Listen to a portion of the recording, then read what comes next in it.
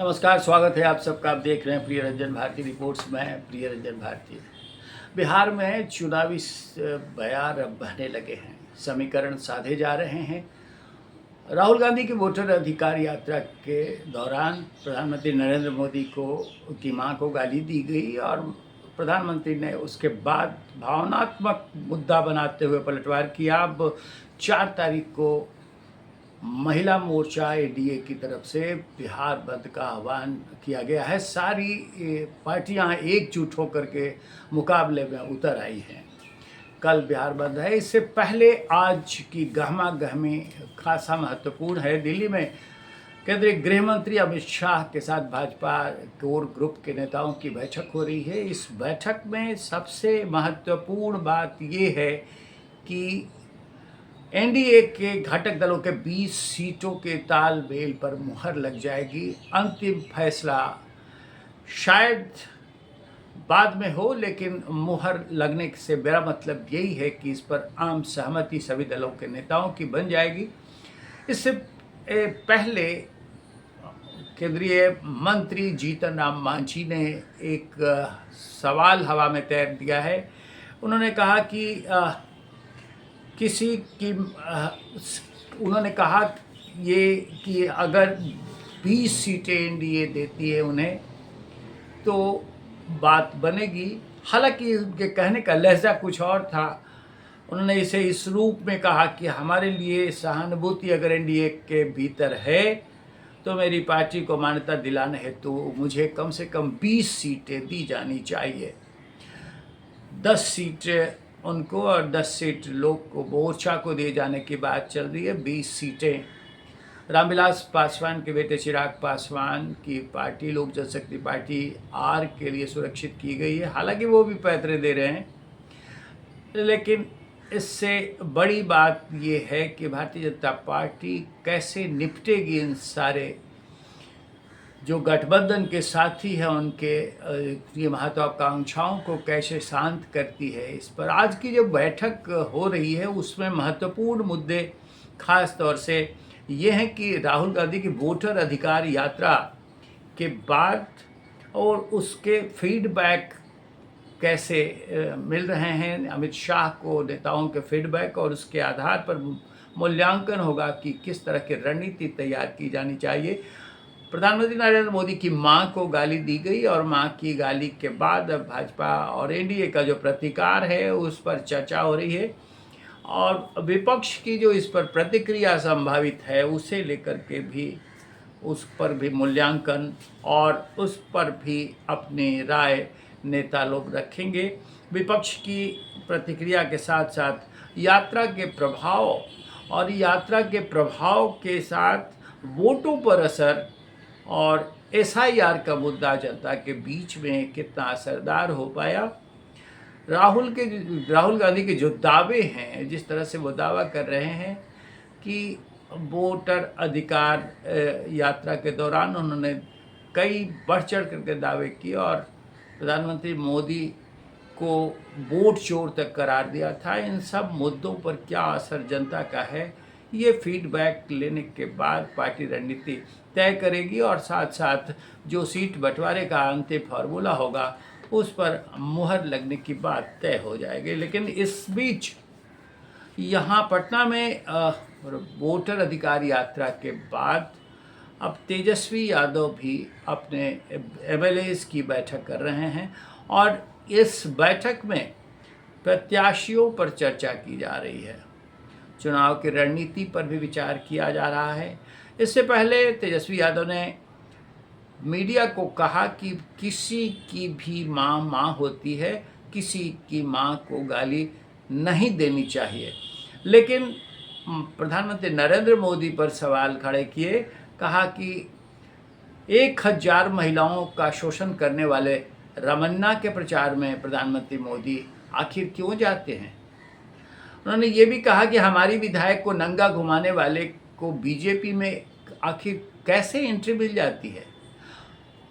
नीतीश कुमार जो बिहार के मुख्यमंत्री हैं वो अभी एनडीए के मुख्यमंत्री और महागठबंधन के मुख्यमंत्री रहते हुए उन पर प्रधानमंत्री ने तंज कसा था। उनके डीएनए पर सवाल उठाए थे उसे लेकर के भी तेजस्वी यादव ने अपने तेवर कड़े करते हुए कहा कि आखिर ये प्रधानमंत्री वही है ना, देश की जनता सब जानती है।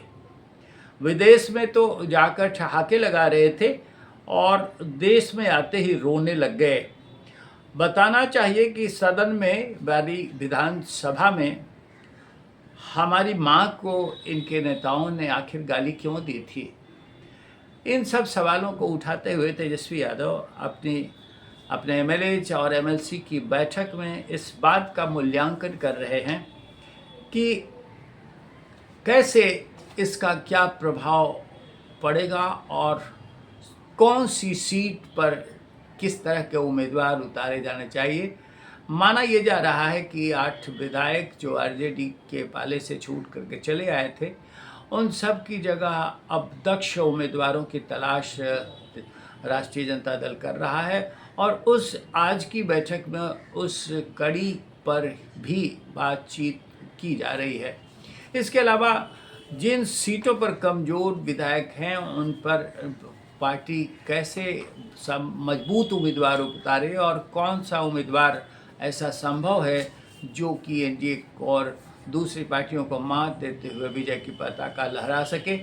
इन सब पर तय होना आज की बैठक में तो सुनिश्चित नहीं है, लेकिन इस बैठक में इतनी बात निश्चित हो जाएगी कि भारतीय जनता पार्टी और एनडीए के द्वारा बुलाए गए कल बिहार बंद के आह्वान का क्या असर कैसे कम किया जाए और इसको दूसरी धार दे दी जाए, इस पर भी रणनीति तय की जा रही है।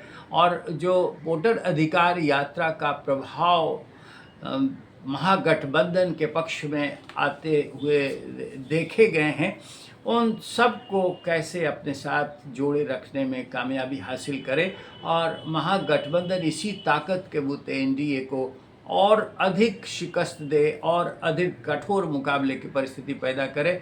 इन सब चीज़ों की बैठक, इन सब बातों पर रिहर्सल नुमा समीक्षा की जा रही है और इस समीक्षा के बाद अब कल जब प्रधानमंत्री नरेंद्र मोदी की मां के गाली के सवाल पर एनडीए के लोग बिहार बंद करेंगे और उसमें प्रशासन किस तरह से प्रतिक्रिया को रोकने के लिए उतरता है या फिर विपक्ष के खिलाफ जो इनका हमला है, विपक्ष पर जो आक्रोश निकालेंगे उसको कैसे रोक पाता है, इस कब की निगरानी इन्हें करनी है। फिर आगे रणनीति क्या तय करनी है ताकि चुनाव में बेहतर प्रदर्शन कर सके। इन सब बातों की समीक्षा आज की बैठक में तेजस्वी यादव अपने आवास पर एमएलए एमएलसी के साथ कर रहे हैं। इस तरह से गौर करने वाली बात ये खास हो जाती है कि वोटर अधिकार यात्रा राहुल गांधी की अभी खत्म नहीं हुई कि बिहार की राजनीति सिरे से गर्म हो गई है और चुनावी बिसातों को बिछाने के पहले की ज़मीन को साफ सुथरा किया जाने लगा है। और जिस तरह से अभी राजनीतिक गहमागहमी बढ़ी है, उस बीच से सीटों पर दावेदारी और सीटों के तालमेल के फार्मूले को सुनिश्चित करते हुए अब रणनीतियां तय करनी हैं। किसके तरकश में कौन सा तीर किसके निशाने पर बैठ सकेगा, ये तय करना है। और इसके साथ ही ये तय हो जाएगा कि इस महीने के आखिर तक जब विधानसभा चुनाव की यदि सूचना जारी हो जाएगी, तब मैदान में जो योद्धा होंगे वो दोनों तरफ की कमान कितनी कसी हुई होगी और किसके पास कितनी ताकत होगी, किसका किस तरह से मजबूती वाला हश्र दिखाने वाला माहौल बना पाएगा, ऐसा अब दिखने लगा है कि इस तरह की राजनीति अब और आने वाले दिनों में और ज़्यादा चरम पर पहुंचेगी। जब तक चुनाव नहीं हो जाते हैं, ऐसे ही बातें आगे बढ़ती चली जाएंगी। और देखना ये ख़ास तौर से दिलचस्प होगा कि इस आपाधापी में कौन किस पर भारी पड़ने लायक बन पाता है। आज बस इतना ही। हम आपसे बार बार अनुरोध करते हैं कि हमारे इस चैनल को सब्सक्राइब ना किया है तो कर लीजिए। अभी और हमारे वीडियोस पर अपनी प्रतिक्रिया देते हुए लाइक करिए, शेयर कीजिए। फिर मिलते हैं। नमस्कार।